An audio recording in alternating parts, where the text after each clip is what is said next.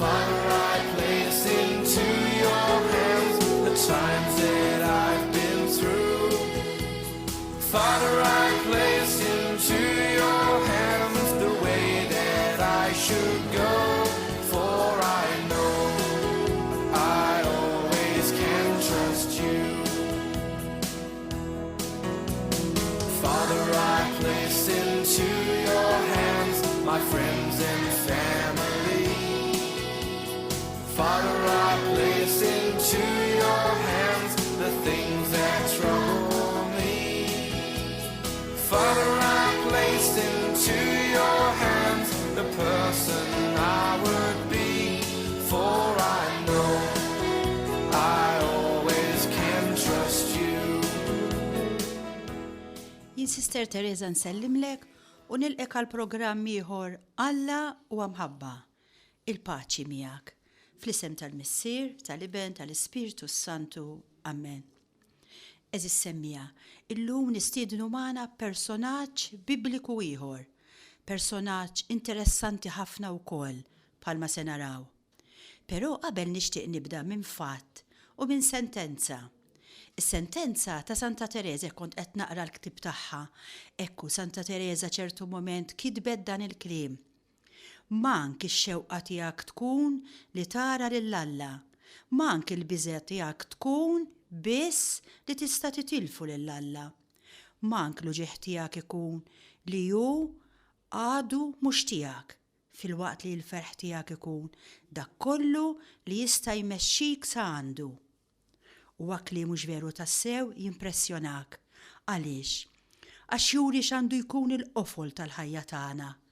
Hekk il-qofol tal-ħajja tagħna għandu jkun jiena hu, jien ma' dan Alla li hu imħabba. Għax l-akbar żewġ persuni importanti għandhom ikunu huwa u inti. Ekku, ma anki x-xewqa tiegħek tkun li tara lill-Alla, il-biża' tiegħek li tista' titlef lill-Alla, l-uġieħ tiegħek li għadu mhux tiegħek u l-ferħ tiegħek dak kollu li jista' jmexxik sa għandu. Dak kollu li jista' jmexxik sa għandu, hemmhekk qiegħed il-ferħ semmija. Din hija l-ġenna tafux. Anki jekk ġenna fit-tensjoni, però hija l-ġenna. Isibgħu din l-istorja, kien hemm wieħed sultan orjentali kbir li kien qed jaqsam id-deżert u dan is-sultan huwa miexi fid-deżert bil-ġimla tiegħu, bid-deb tiegħu, bid-djamanti tiegħu, bil-korteġġjani tiegħu. Però f'daqqa waħda wieħed minn dawn l-ġimla ċeda u bit-tisbita li ħa inxterdu l-ġawar kollha li kien hemm propju fuq dan il-ġemel. Is-sultan ħares lejn dak id-deb, lejn dak id-djamanti, lejn dak il-ġawar li kienu mxerdin fuq ir-ramel. Dar lejn il-qaddejja tiegħu u qallhom: ara, dan kollu huwa tagħkom, ħudu dak kollu li tridu. Jien ħankompli miexi it-triq tiegħi. Huwa baqa' miexi it-triq tiegħu. Naturalment il-qaddejja qabżu fuq dak il-ġawar, fuq dak id-djamanti, għax qalu hawnhekk aħna nistgħu nsiru sinjuri. U kien konvint li ħadd mu ser jiġi jimxi warah. Min se jimxi warah meta hemm ċans li jsir sinjur. Għalhekk skanta meta sema l-passi warah, ħares lura u jara għaddej miexi warah. Allu għaliex ma waqafx? Int stajt issir sinjur għal dejjem. U l-qaddej wieġbu: jiena miexi wara r-re tiegħi. Jiena minnu jimpurtani u mhux mir-regali tiegħu. U tbissem id-bissima ta' mħabba dan il-qaddej. Ekku eżis semmija, naħseb li hawnhekk għandna l-qofol biex ngħidlek tal-persuna wkoll li hi moħħa f'Ġesu Kristu. Jiena l-unika ħaġa li importani huwa hu. L-unika ħaġa li importani huwa Ġesu Kristu, mhux tant ir-rigali li huwa jista' jagħtini, mhux jiena x'se nerda minn fuqu, imma l-unika ħaġa li importani huwa dan Ġesu. Huwa dan li jrid jagħmel bil-mod Ġesu Kristu. Naturalment aħna niġġennu wara l-ħlewwa, wara r-rigali li huwa jagħtina, però bil-mod il-mod bħalma se naraw Ġesu Kristu jmexxina ħalli nibdew nixxenqu mhux tant għar-rigali tiegħu, imma nibdew nixxenqu għal dak li huwa jista' jagħmel minna. Ekku għaz semmija ngħaddu issa għal personaġġ bibliku tagħna tal-lum. Illum nistieden fostna lill-profeta Elija. Sa naraw silta qasira fuqu. Min kien Elija? Elija għattilkom hija storja interessanti ħafna għal raġuni sempliċi li hija storja normali. L-iskrittura żissemmija dejjem tkellimna fuq nies normali bħali u bħalkom, f'ambjenti normali. Nafu ftit ħafna fuq Elija, bħalma nafu fuq il-personaġġi kollha importanti tal-iskrittura. Kull ma nafu 10 fatti jisimgħuhom. Nafu li kien ġej minn Tisbi ta' Gilat, nafu li ċertu moment Alla batu Kerit, imbagħad kellu dik l-avventura mal-mara Almla ta' Sarafta ta' Sidon meta qajmilha t-tifel. Imbagħad il-kuntat li huwa kellu ma' Aħab, dawn issa se narawhom iktar il qudiem fid-dettall. Il-ġlieda tremenda li kellu fuq l-olja tal-Karmelu, il-ħarba tiegħu lejn is-Sinai, imbagħad il-laqgħa li huwa kellu ma' Obadija, is-sejħa ta' Eliżew, in-nixfa li spiċċat, kien hemm anki l-avventura tal-għalqa ta' dwieli ġewwa Nabot, imbagħad meta Elija ġie mtella fis-sema. Dawn ftit ħafna huma l-affarijiet li nafu. L-ambjent fejn huwa għex kien ostili ħafna, li diġà huwa fattur importanti ħafna għalina. Għaliex? Għaliex l-ambjent li aħna qegħdin ngħixu fih huwa ostili ħafna wkoll, anki jekk huwa ostili moħbi, però huwa ostili. Forsi bħalma tafu, is-sultan fi żmien Elija kien Aħab. Tgħidilna l-iskrittura fuq dan Aħab. Qiegħed fl-ewwel ktieb ta' Slaten, kapitlu 16, vers 33. Tgħidilna li Aħab waqqaf ix-xbija ta' l-alla falsa sera u żied jagħmel ħwejjeġ oħra ħżiena, hekk li għadda palih lil mulej l-alla ta' Iżrael, iżjed mis-slaten kollha ta' Iżrael li kienu qablu. U l-problema ma kienx tant Aħab. Aħab kien bniedem dajjef ħafna bħala karattru, ma kienx bniedem b'saħħtu. Il-problema x'kienet? Kienet il-mara tiegħu Ġeżabel, prinċipessa mill-Fenixja li kienet mara ta' karattru qawwi ħafna u meta twebbes rasa għandek problema serja magħha. Din Ġeżabel li kienet ġiet hemmhekk kien irnexxielha tikkonvinċi lil Aħab lis-sultan żewġha ħalli huwa idaħħal il-kult lejn Asela u l-kult lejn Baal, dan kien alla fals tal-Feniċi. Saħansitra ġabet 400 qassis ta' Asela u 450 profeta ta' Baal u qajmet persekuzzjoni qawwija kontra l-profeti, tant il-profeti kollha li kienu ħafna. Il-profeti jekk tkunu tafu kienu nies twajba biex ngħidlek, kollha daħlu jistaħbew għax kien hemm persekuzzjoni qawwija. Tkun profeta kienet tfisser mewt. Allura altru l-ambjent kienx ostili. Qed ngħidilkom dan għaliex? Għax l-ambjent li aħna qed ngħixu fih bħalma ġa għedtilkom huwa wkoll ostili. Fost il-kliem li kien qal il-Papa lil iż-żgħażagħ qallhom, aħna qegħdin f'soċjetà maħkuma mill-mewt. Is-soċjetà tagħna hija soċjetà iva maħkuma mill-mewt. Hemm virus tal-mewt li qiegħed jeqret is-soċjetà, li qiegħed imermer is-soċjetà tagħna. Biżżejjed tiftaħ television u wara 5 minuti tara adulterju, wara 10 minuti tara 2 mejta. Ġifieri dan huwa t-tip ta' idejat li qed jagħtuna il-medja iva qed tinfluwenzana ħafna, qed ngħixu f'ambjent ostili, qed ibellawna l-affarijiet kif irridu. Il-medja għandhom qawwa tremenda fuqna, tkunux boloħ. Irridu noqogħdu ħafna attenti ħalli din l-ostilità ma tippenetrax. Mela f'din l-ostilità Alla qatt ma jitlef. Alla kien qed iħejji raġel dajjef minn villaġġ żgħir ġewwa Gerit.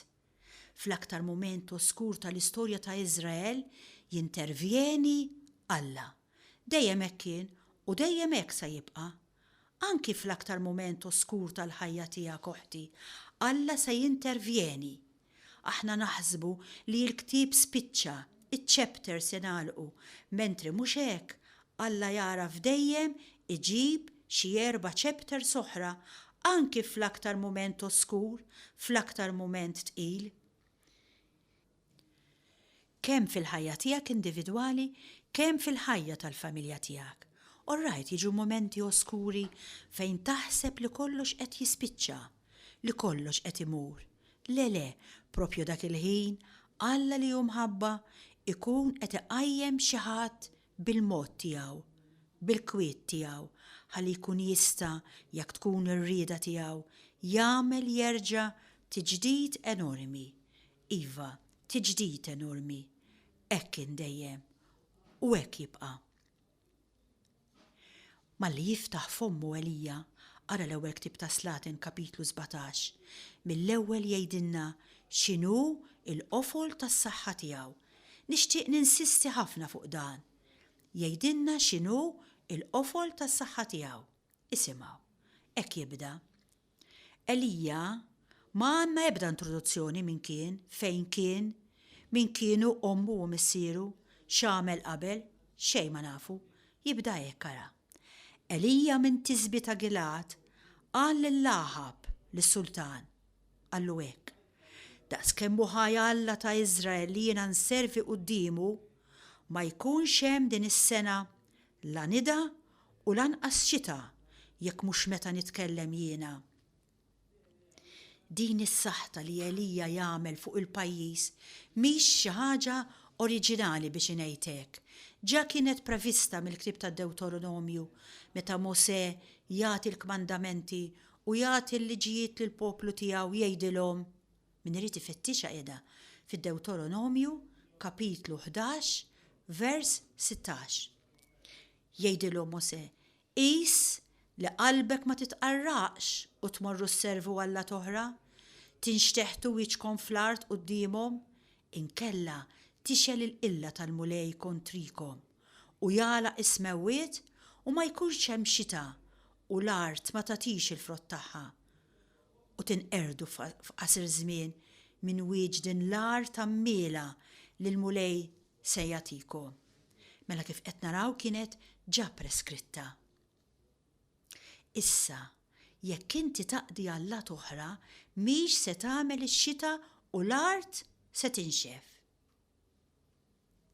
Jien minn xi daqqiet hekk ngħid jiena, għax din il-kelma tal-Alla ta' u x'forsi jiena inxif daqshekk fil-ħajja spiritwali tiegħi u għalhekk l-art tiegħi mhix tagħti frott. U jewwilla x-xita ta' grazzi mhix qed tinżel għaliex jiena nxtħet wiċċi fl-art quddiem xi Alla ieħor, quddiem xi idolu. Din hija kelma tal-Alla, kelma li jseħħ ġifieri. Forsi mħabba lid-dorattrija li hemm ġewwa qalbi għax jiena qattar kubtejja quddiem xi Alla fals li jista' jkun ħabibba, jista' jkun is-suċċess, jista' jkun moħħi, jista' jkun l-idea tiegħi. Forsi għalhekk inxif daqshekk għax nerġa' ngħid il-kelma ta' Alla isseħħ. Eżis semmija, kont qed ngħidilkom però x'inhu s-sigriet ta' Elija. Jgħidu hawnhekk isimgħu. Daqskemm hu ħaj il-mulej Alla ta' Iżrael. U dan huwa l-ewwel sigriet. Daqskemm hu ħaj il-mulej Alla ta' Iżrael. Għalih Elija ġifieri il-mulej kien ħaj. L-ewwel sigriet tal-qawwa tiegħu huwa propju dan. Għalih il-mulej kien ħaj. Meta għal kulħadd Jahveh kien mejjed, għalih kien ħaj. L-uniku wieħed ħaj. Isimgħu dan il-kliem kemm hu sabiħ. Jekk aħna rridu nkunu b'saħħitna, aħna wkoll eżis semmija.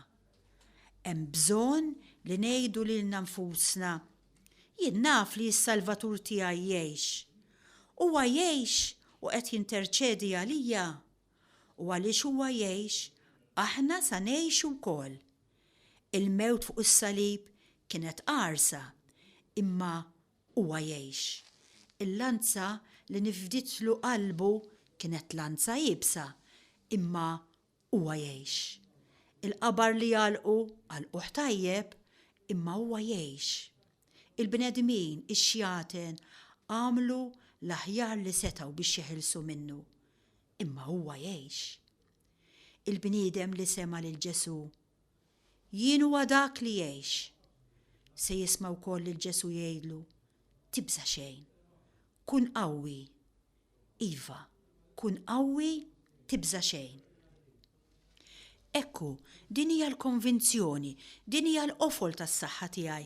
Ġesu Kristu jgħix. U d-domanda ovvja li jien nixtieq nistaqsikom u nixtieq li intom tweġbuha llum billi tinġabru ftit intu hu hija Ġesu Kristu jgħix għalik. Kristu jgħix għalik, mhux paroli ta' Kristu jgħix għalik. Kemm hu reali għalik oħti hija? Ekku eżis semmija issa huwa l-mument li nagħmlu pawsa mużikali u nisimgħu s-silta sabiħa Be Not Afraid fejn se tisma' lil Ġesu jgħid lilek int min int biex ma tibżax, biex tkun qawwi anki fl-aqwa tempesti tal-ħajja, konvinta li huwa ħaj u qed jakkompanjak f'din il-mixja ta' ħajtek. Nisimgħuha.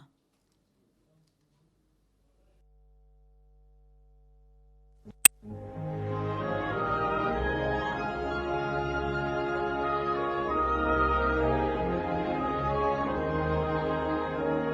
shall cross the barren desert, but you shall not die of thirst. You shall wander far in safety, though you do not know the way. You shall speak your words in foreign lands, and all will understand. You shall see the face of God and live.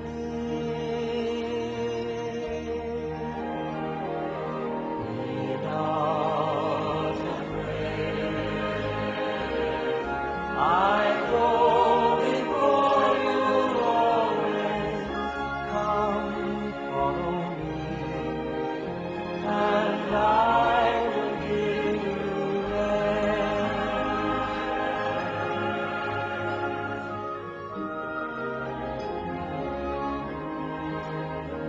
If you pass the raging waters, in the sea you shall not drown. If you walk amid the burning flames, you shall not be harmed.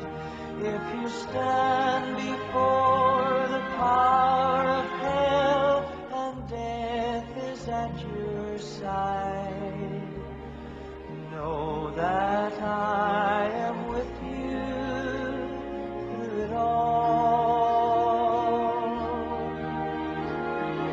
Be not afraid.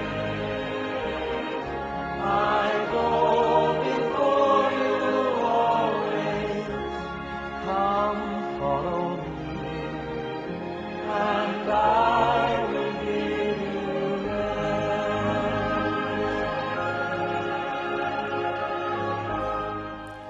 Eżis semmija, qabel ma nkomplu dwar Elija, nixtieqkom tisimgħu din l-intervista ħelwa ħafna li jagħmlu lil Mother Teresa ta' Kalkata. Xi nies ġew ifittxuni tgħid, ġew ikellmuni u qabel ma telqu talbuni qgħidilna xi ħaġa li tenna ħalli ngħixu aħjar. U hija qaltilhom dibissmu wieħed lill-ieħor, dibissmu lill-mara tagħkom, lir-raġel tagħkom, lill-uliedkom, dibissmu lil xulxin. Ftit jimporta lil min tidbissmu, l-importanti li tidbissmu u dan jenkom ħalli tikbru fl-imħabba reċiproka. Allura wieħed minnhom staqsini u din hija importanti fl-istorja għalikom u għalija eżis semmija. Mela staqsini, inti miżżewġa? Are you married? Yes, I am. And sometimes it's very difficult to smile at him. Iva, jena miżżewġa. U minn xaddaqqiet u għatqil titbissimilu. Xi minn daqqiet hija titbissem lilu, xi minn daqqiet veru bħalma tafu Kristu jaf ikun esiġenti u tħossa bitqila biex titbissem. qed tgħid Mother Teresa. Però l-iktar ħaġa interessanti f'din l-intervista hija inti miż-żewġa? Iva, jiena miż-żewġa. Issa nafu li Mother Teresa kienet soru.